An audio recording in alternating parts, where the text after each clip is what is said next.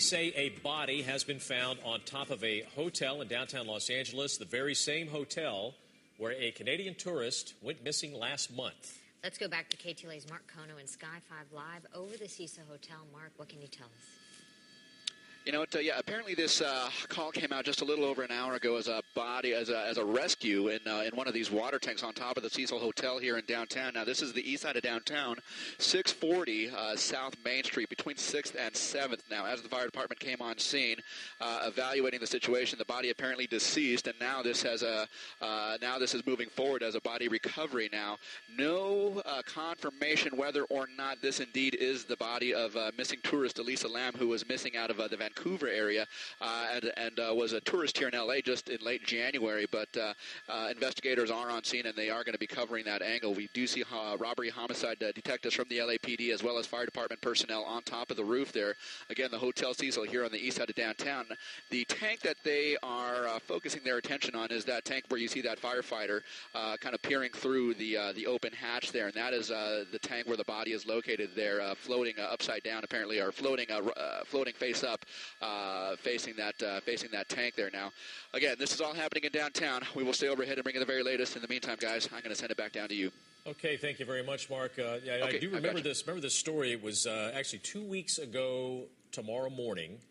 The LAPD actually had a news conference with the parents of Elisa Lam, that Canadian tourist, to try to get some help. And then they released the video of her there on the elevator.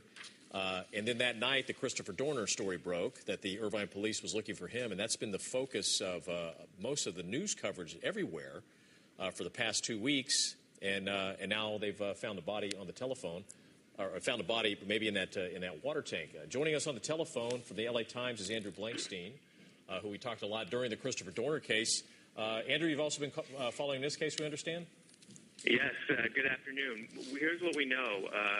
That Miss Lam's body was apparently found this morning in a water tank above this one of four, actually, on the roof of the Cecil Hotel.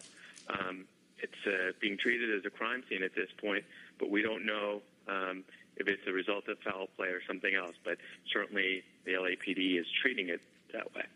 And Andrew, what can you tell us about the details leading up to the last time she was seen? Because we're hearing January 31st in the lobby of this particular hotel. And when you think they would search this place from top to bottom, but what other details do you know about that night?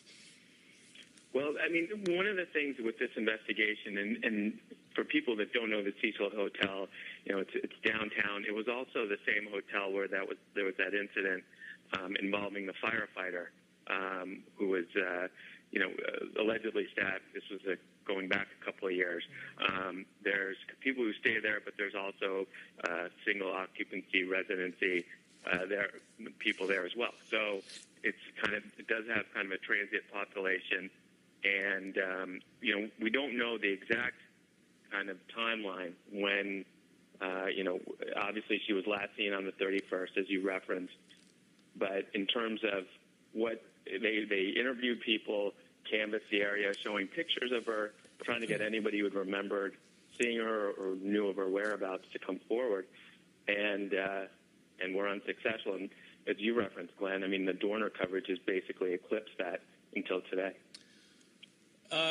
That neighborhood, basically one of those neighborhoods, I'm kind of surprised that a girl like her would stay at a place like this, because it's obviously a neighborhood where you need to be aware of your surroundings and who's near you when you're walking down the sidewalk. I mean, let's be honest. Well, you're in Skid Row, and you're definitely in an area where there's a cross section of people, to be sure, and it would seem on the surface for somebody who's out of town, an unusual place to stay. That's one of the things they haven't really said a lot about. Los Angeles police, obviously, the first order of business was trying to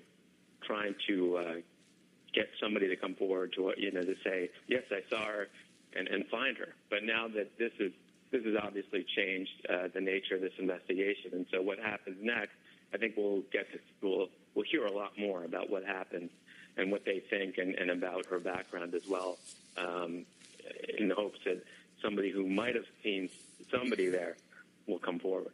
All right, Andrew Blankstein of the LA Times, we appreciate you calling in this afternoon. Thanks so much, and we'll continue to follow this story as well. Thank you.